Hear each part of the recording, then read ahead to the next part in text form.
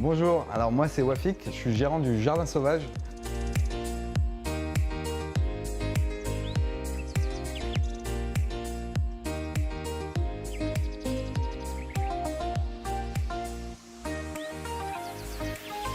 Avant le confinement, on était sur une pente ascendante depuis 4 ans. Ça fait 2 ans que j'ai commencé à faire du spectacle ici. On commençait à se faire une renommée, un nom du Comedy Club. On bosse beaucoup l'été. L'hiver aussi, avec les spectacles d'humoristes qu'on a quotidiennement. Il y avait pas mal de dates qui étaient prévues pour 2020, 2021, 2022. Au début, c'est décalé. Après, on ne sait pas quoi. J'écris beaucoup pour de la télé, de la radio, voilà, pour des projets de long métrage. Et je montais sur scène beaucoup aussi, parce que je suis humoriste. Je suis dans une série qui s'appelle Camping Paradis sur TF1. La fille, elle fait tout. Oui. Et je fais des crêpes. Et ça, c'est super. Mon téléphone me rappelle des photos qu'on avait prises l'année dernière à cette même période où ça bougeait, il y avait du monde sur les terrasses, il faisait beau. Et là, plus rien. Et du coup, ça me fait un petit pincement au cœur. Mais bon, on essaie de garder le cap.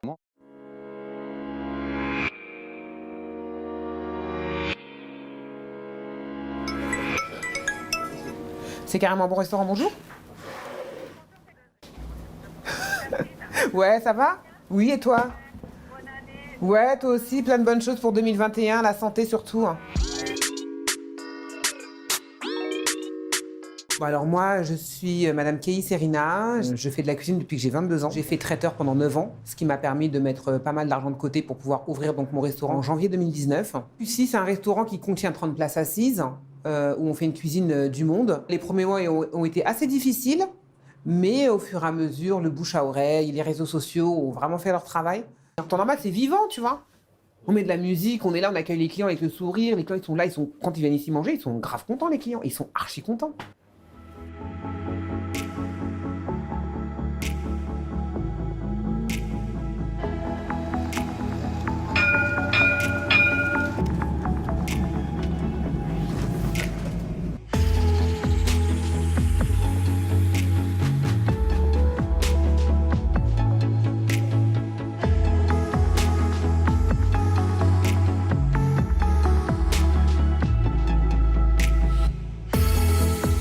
Bonjour, je m'appelle Isabelle, j'ai 36 ans et des brouettes. On est aujourd'hui dans le studio dans lequel j'ai pour habitude de donner cours. Alors ici, habituellement, par semaine, j'accueille presque 90 élèves, répartis par groupe de 10 depuis le début de l'année scolaire.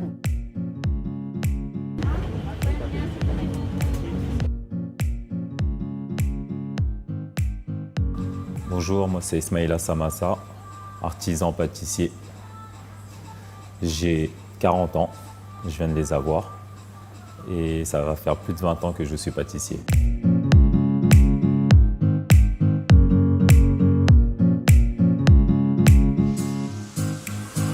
Ah ouais, pas trop sucré, tout ça, il est au top du top.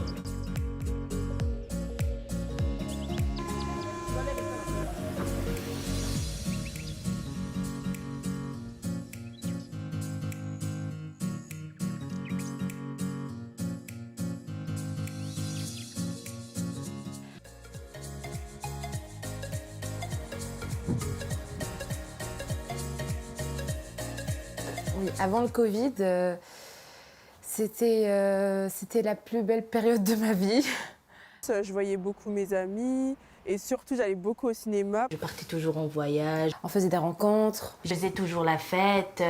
On sortait samedi, dimanche. Ce studio, cet espace de partage m'apporte beaucoup plus au quotidien. C'est un espace qui est incroyable, c'est encore un des rares espaces de liberté qu'il nous reste.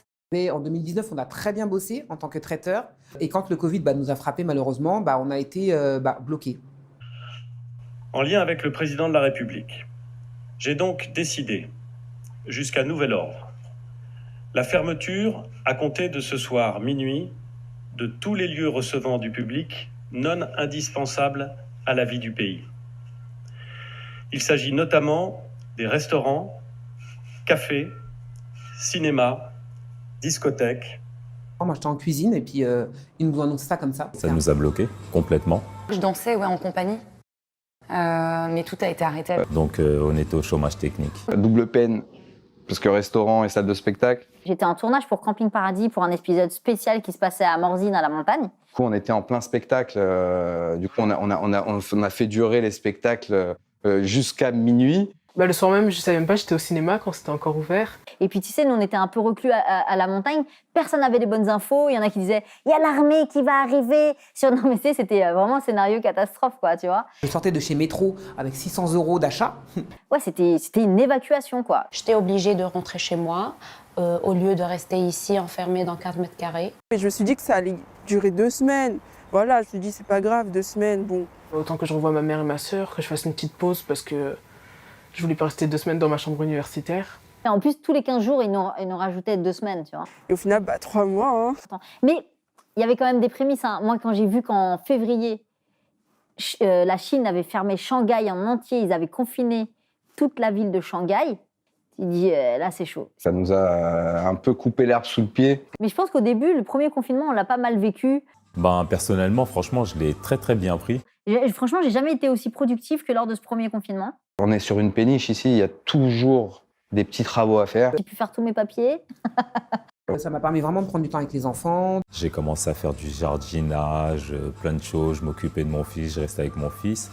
Et on s'est beaucoup rapproché avec mon mari. Ça nous a permis vraiment de penser un peu à nos projets. J'ai écrit, j'ai essayé de me familiariser avec les logiciels de montage, d'apprendre des trucs qui sont hyper chronophages et que tu n'as pas forcément le temps de faire en temps normal, quoi. Je voudrais dédicacer vraiment un gigantesque merci à toutes les maîtresses et tous les maîtres de France, du monde même. Franchement, c'était génial. Ça nous a permis vraiment d'avoir un suivi à la maison avec les enfants. Mais vraiment un grand, grand merci parce que sans vous, on se cassait la tête contre les murs. Parce que des fois, moi, ça m'a permis quand même de revoir aussi un petit peu certaines choses que j'avais oubliées. À un moment donné, j'en avais un peu marre parce que c'était chiant, quoi. Tu te lèves le matin, tu sais pas quoi faire. Les journées passaient très lentement, on va dire, parce que c'est très dur. C'est très dur psychologiquement de dire que c'est lundi, tu dois faire ça. Le mardi, tu te lèves, tu fais encore la même chose. Le mercredi, tu te lèves, tu fais encore la même chose. Et franchement, c'était pesant. Parce que je suis une femme très active et rester à la maison comme ça, à squatter le canapé, c'est vraiment pas ce qui me ressemble, quoi. À un moment donné, je pouvais plus, quoi. Donc, j'ai repris le travail. Il faut savoir que pendant les confinements, il y en a qui prennent du poids, donc c'est pas évident quand les salles de sport sont fermées, vous vous rendez compte. Donc après, le mari regarde sa femme d'une autre façon et tout. C'est un peu compliqué, quoi. C'est compliqué. Quand on va ressortir, il va falloir être prêt. Et t'es ressorti, Bon, toujours pas. La reprise des cours a été compliquée et a pris un certain temps parce que les profs ne savaient pas quoi faire. Tout le monde était perdu, on ne savait pas comment reprendre les cours, sur quelle plateforme, de quelle manière, comment, on ne savait pas. Sur Zoom, ce qui est vraiment embêtant. Finalement, j'ai rien appris. Il y avait un prof qui faisait des lives sur Twitch. C'est une méthode. Hein. J'avais un job étudiant à Montparnasse et là, vu les circonstances, il n'y a absolument plus rien.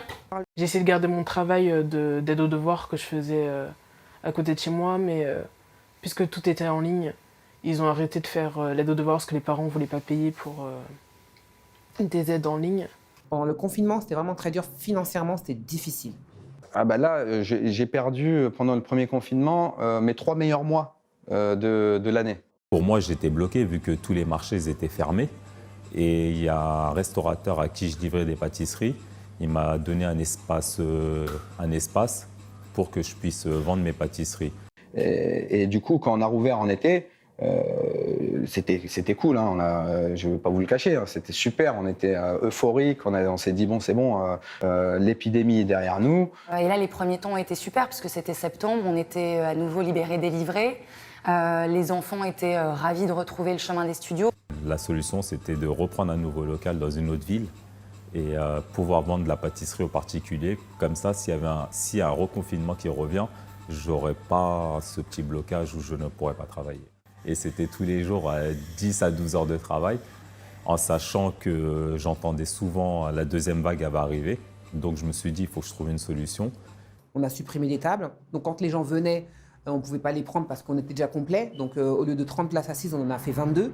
Tu t'installes, on désinfecte les chaises, les tables. J'ai acheté tous les produits désinfectants à 99,99% de antibactériens. Enfin, il y a plein de choses comme ça où on a dépensé. Et au final, pour rien, parce que on a été refermé quasiment dans la foulée, quoi. Septembre, c'est reparti. Octobre, et puis novembre, bam, reconfinement. Donc forcément, ça nous casse encore le moral. Voilà, donc passé la déception, on s'organise. Voilà, j'essaie de relativiser les choses. Je suis capitaine d'un bateau, on tient la barre quoi qu'il arrive. Et jusqu'au naufrage, s'il y a naufrage derrière, je serai le dernier sur le pont. J'ai des amis, le jour où il n'y avait plus de scène, plus rien, ils ne sont pas intermittents, ils vivaient avec ce qu'ils gagnaient quand ils jouaient, les quelques dates qu'il y avait par-ci par-là. Je veux dire, là, aujourd'hui, sincèrement... Il y en a qui se reconvertissent, ils vont faire autre chose. T'as pas le choix, à un moment donné. Mais ça, c'est pour ceux qui ont le sens du rebond. Et après, t'en as d'autres, quand tu les croises, tu vois que c'est douloureux, c'est difficile. Puis on trouve des petits boulots aussi à côté. Donc on abandonne pendant un temps le métier pour lequel on s'est formé, pour lequel on a envie de se donner. Et puis le manque de l'émulation collective, en fait. Et c'est ça qui est le plus dur. Et ça me touche d'en parler parce que c'est... Parce qu'en fait, on fait ce métier-là pour partager. Et qu'on a beau essayer de faire bonne figure, parce qu'on est là aussi pour donner de l'énergie et de l'espoir aux enfants, c'est parfois difficile aussi de trouver les ressources intérieures quand on n'a plus aucun endroit où se ressourcer, en fait. Le Covid, c'est comme un cauchemar qui est rentré dans notre vie. Je me lève, je passe ma journée devant mon ordinateur. Le cadre n'était pas vraiment propice pour travailler mes cours universitaires, vu qu'il y avait beaucoup de bruit chez moi, les distractions autour, c'était compliqué. Le fait que ma fille soit dérangée toute la journée par nous les parents, par ses frères et sœurs. J'ai pas reçu le lien pour le cours en fait. Parce que je suis en double licence, j'ai pas été inscrite dans un groupe d'anglais. Et en fait, il n'y a aucun prof qui m'a envoyé le lien, je suis obligée de demander au groupe à chaque fois. Je croyais que ça allait durer 2 mois ou 3 mois, et là, ça fait 1 an et rien n'a changé. Mon école exige une présence virtuelle, mais avec une obligation d'ouvrir la caméra, le micro. Et on me donnait la même quantité de devoirs qu'avant le confinement, et ça, c'était très compliqué. Mais là, je suis dans ma chambre, j'ai vraiment tout à côté de moi, et très vite, je vais sur mon téléphone, très vite, je vais sur Instagram, et je m'en rends même pas compte. Parce que, par exemple, on doit faire des projets de groupe, mais j'ai certains groupes où je ne connais personne, et je les vois même pas en vrai, et je sais pas comment je suis censée travailler avec eux. C'est pas évident, je termine à 19h30, et là, voilà, du coup, j'ai plus de vie. C'est comme si j'étais confinée en soi, parce que, en plus, avec un couvre-feu à 18h, je peux juste pas sortir. Par contre, on a passé les partiels en présentiel. Il nous a donné le sujet le 1er juin, on devait le rendre le 15 juin, donc c'était plus un devoir maison, en guise de partiel. Moi, c'est ma 3e année, licence. Donc, c'est l'année où je vais obtenir mon diplôme, quoi. Ça joue pas. La galère, là, c'est qu'on ne trouve pas de stage. Et avoir même un bon niveau, parce qu'on va avoir un diplôme, mais qu'est-ce qui vaut vraiment, vu ce qu'on a reçu comme cours? J'ai plus d'expérience. Même ce que j'ai appris l'année dernière et d'avant, tout est parti. Tout est parti. Parce qu'il n'y a plus de pratique. C'est ça, il n'y a plus de pratique. Il y a vraiment très peu d'étudiants qui arrivent à tenir comme ça et à tout faire en ligne, à rester motivés. Et les perdants, c'est nous. C'est nous, les jeunes, c'est nous, les étudiants. Plus de surcroît, on rajoute le fait que tous les cinémas soient fermés, tous les restaurants soient fermés, qu'on puisse difficilement se voir, ça gâche tout en fait. Donc, Il y a des gens qui ne supportent pas la solitude non plus, sur les rapports familiaux, amoureux, comment tu rencontres des gens aujourd'hui? On peut même plus sortir, on peut même pas faire des expériences. Moi, j'aime bien rencontrer des nouveaux gens. Là, moi, je parle qu'à des gens que je connais. Oui, tu m'as déjà raconté hier, c'est bon.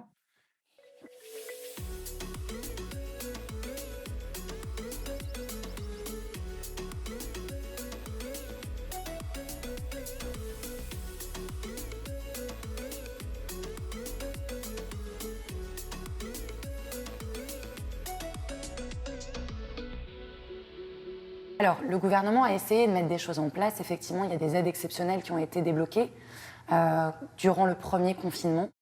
Oui, c'est bien, on est chanceux par rapport à d'autres... Les conditions pour y accéder sont de plus en plus restrictives. Le problème, c'est qu'aujourd'hui, on est de plus en plus à être dans une situation extrêmement précaire parce que pour beaucoup, nous sommes auto-entrepreneurs. Encore, l'État, il nous donne le chômage partiel pour les employés, tu vois, donc ça me fait une charge en moins. Mais moi, comme je suis mon propre patron, j'ai pas de chômage partiel. Mais bon, on essaye de ralentir un peu tous les créanciers, les propriétaires. Tout le monde est un peu compréhensif. Ils savent que c'est la période qui veut ça, c'est la crise qui veut ça. Mais bon, c'est un peu tous les jours, mon métier en ce moment, c'est ça, c'est de passer des coups de fil, de voir si tout va bien. Et aussi, très important pour moi, d'appeler les artistes et de prendre des nouvelles d'eux, de leur lancer des nouveaux projets, même si c'est pas pour gagner de l'argent, exister quoi, rester en vie sur les réseaux. C'est très important que ce soit pour les artistes, pour nous aussi, de montrer aux gens qu'on est encore en vie. Donc rapidement, on utilise les outils à disposition, on met en place des cours via Zoom ou autres plateformes de partage et diffusion, mais on est aussi confronté à la réalité terrain, c'est-à-dire le décalage entre le son et l'image, qui est quand même vraiment problématique quand on parle de danse, puisqu'on est dans une pratique qui est certes sportive, mais artistique, parce qu'on y mélange en fait différentes formes d'expression. Et voilà, il y a ça, il y a le problème des outils à disposition. Voilà, toutes les familles ne sont pas équipées d'ordinateurs. Toutes les familles n'ont pas un espace suffisant pour pouvoir bloquer un espace donné et l'allouer à la pratique de leur enfant. Et je me dis que bon, quand même, tu t'es battu pour en arriver là, et là tu mets la clé sous la porte par rapport à un virus. C'est dur, c'est vraiment très très très dur. C'est vraiment très dur. C'est frustrant. Chaque mois, je perds de l'argent, même malgré ces aides.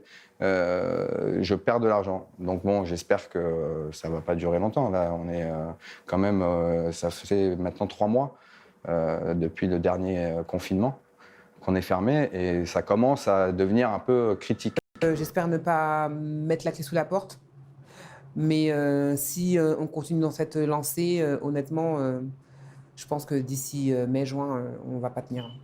On tiendra pas. Hein. Là, on survit. Hein. Là, vraiment, on survit. On survit. Des aides par rapport à qui? De chez qui? De chez qui? Parce qu'on n'a rien eu, ce qui est sûr. On n'a absolument rien eu.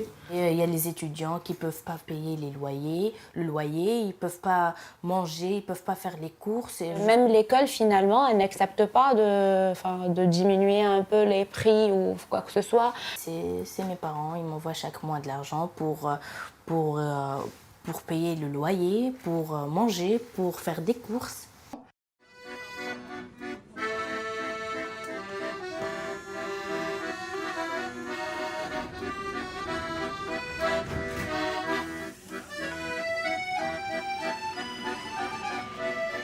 J'ai adhéré à cette association pour le côté humanitaire.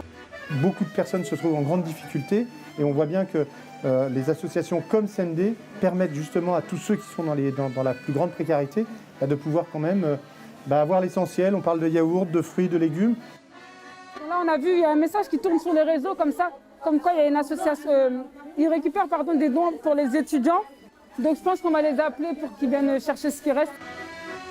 Et moi, ce qui me désole le plus, c'est qu'il n'y a pas un mot pour nous. Parce qu'en plus, on a l'impression d'être oubliés. On a l'impression d'être non pas des laissés pour compte, il y a toujours pire que soi, ça c'est certain. On se réinvente par contrainte, certes, mais surtout par envie de faire perdurer ce qu'on a essayé de créer. Je pense qu'avec la mondialisation, cette crise sanitaire, c'est quelque chose qui risque de se reproduire. Aujourd'hui, ça s'appelle coronavirus, mais demain, ce sera peut-être autre chose. Et on a vu à quel point ça pouvait mettre à mal certaines professions. Des personnes pouvaient être touchées directement. Et je me suis dit aussi, qu'est-ce qui pourrait faire que malgré une crise sanitaire ou une autre crise, je puisse quand même pouvoir vivre? Il y a quand même des choses peut-être qui pouvaient s'anticiper. Et dans la mesure où on dit tout et son contraire, parce qu'on est en confinement et on est en couvre-feu, on est en confinement, couvre-feu, donc on ne sait plus sur quel pied danser. Et j'avais lancé un nouveau concept pour faire rentrer un petit peu tout, c'était un brunch le dimanche. Et du coup, confinement oblige, on a dû ne pas le faire.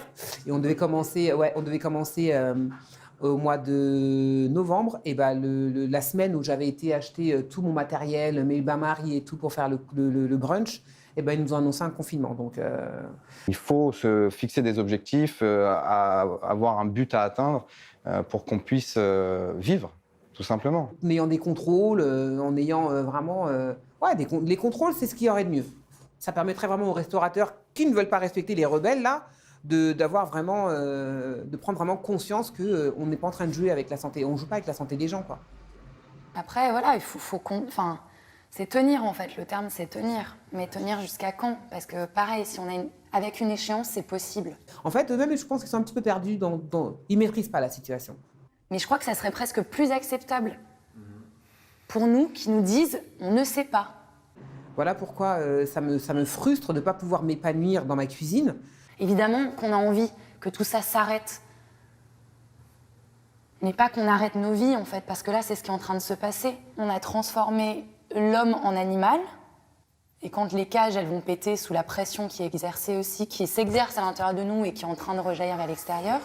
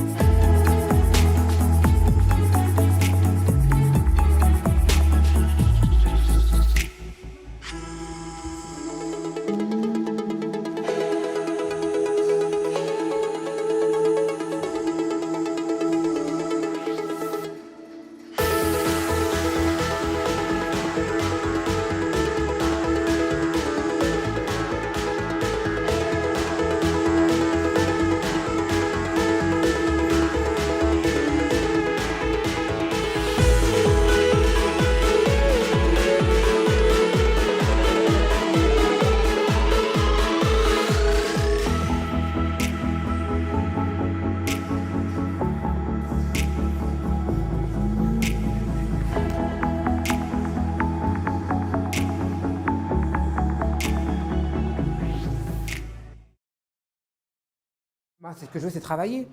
C'est travailler. Moi, je change ma carte tous les mois. Donc, tous les mois, j'aime me gratter la tête en me disant mais qu'est-ce que je vais mettre sur la carte pour mes clients, etc. Quel poisson je vais mettre, quel volaille je vais mettre, quel bœuf je vais mettre, etc. Donc, c'est vrai que moi, j'aime mon métier. J'aime vraiment mon métier. Je le fais depuis 22 ans. Et du coup, les gens, ils aiment beaucoup ma cuisine. Il y en a qui viennent de loin pour venir manger ici. Hein. Et ça me fait grave plaisir. Ici, ça marche très, très bien parce que les gens, ils font beaucoup de bouche à oreille. Bah, là, je suis en train de faire une brandade de poisson. Une brandade de morue, plus exactement. Vu que je suis obligée de faire des plats qui fonctionnent pour pouvoir les vendre. Donc je le mets sur Instagram, sur Facebook et sur WhatsApp et Snapchat. Ça marche bien avec les réseaux? Bah tu verras, le téléphone il va commencer à sonner. Donc là, j'accroche mon petit tableau. Comme ça, les gens, ils passent dans la rue, ils voient. En voiture, ils voient. Et puis après, ils commandent et tout, voilà. T'as le numéro et tout, donc ils connaissent un petit peu. Puis au moins, ça prouve que le restaurant, il est ouvert, quoi.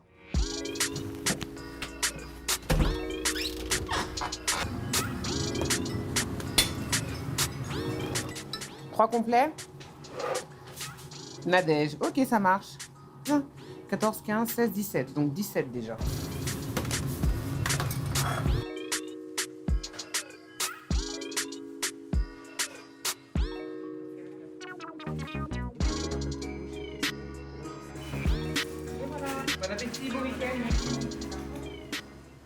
Bon, je préfère faire de la vente à emporter, ça fait plaisir aux clients. Et puis moi, ça me fait avoir au moins une activité, ça me fait au moins bouger un peu, tu vois. Elle a beaucoup de courage parce qu'elle ne nous a pas laissé tomber. Vu qu'on partait sur une nouvelle activité, je Je me suis dit, pour me faciliter la chose, je vais me prendre 2 apprentis. 1 kg de farine, 20 g de sel, 100 g de sucre, 50 g de levure, 100 g d'œufs et 1 kg de beurre pour le tourage.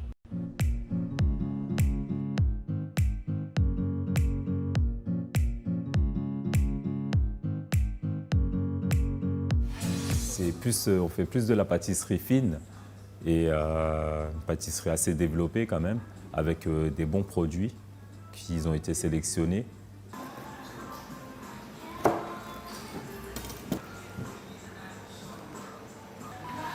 Ouais. Vous goûtez un morceau? Les clients sont très satisfaits de nos produits. Même si elle est un peu plus chère, les gens les apprécient. Donc le but maintenant, c'est de développer le côté salé aussi que je voulais faire.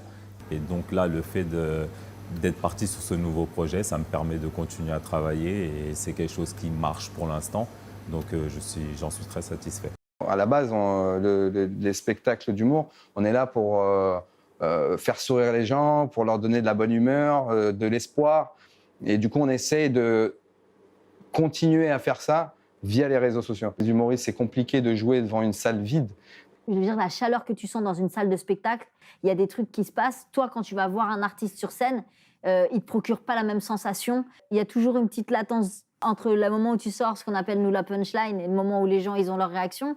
Et quand tu sais que nous, c'est fragile à la seconde près, à la virgule près, bah, aujourd'hui, j'ai la chance quand même de pouvoir continuer à faire des choses que je faisais avant. Mais après, pour l'écriture, j'ai quand même pas mal de boulot. Il y a des émissions qui se créent où je suis auteur dessus. Donc, en vrai, j'ai quand même la chance de pouvoir continuer à travailler. Donc, moi, je suis clairement... Je te dis là tout de suite, hein, je ne suis pas à plaindre. Mais on est assuré de rien. Mais on continue. C'est pas de votre faute. Voilà. Moi, c'est ce que je me dis tous les jours. C'est pas de ma faute si mon établissement est à l'arrêt. Moi, j'encourage tous les étudiants à essayer de s'accrocher aux choses positives dans leur vie. On a une passion, bah, autant l'utiliser et peut-être la mettre en avant et en créer un métier. Donc il faut toujours relativiser, chercher les meilleures solutions, se réformer. De se battre jusqu'au bout, de faire de la vente à emporter. Parce que maintenant le monde, déjà il avance beaucoup avec Internet, donc déjà être sur les réseaux c'est très important. Donc à partir du moment où tu as déjà une clientèle qui s'est créée, de leur dire que voilà, tu fais de la vente à emporter. Faire de la publicité presque tous les jours, parce que ça marche comme ça maintenant. Courage, ne lâchez pas prise, ça va aller. Garder la foi en l'avenir et en l'humanité. Je pense que de la solidarité va dépendre notre survie et notre futur.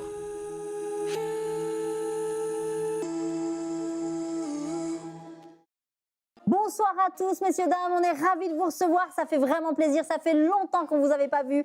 On vous retrouve enfin pour une soirée exceptionnelle, j'espère que vous êtes en grande forme parce que nous, ce soir, on va tout déboîter. Est-ce que vous êtes là ?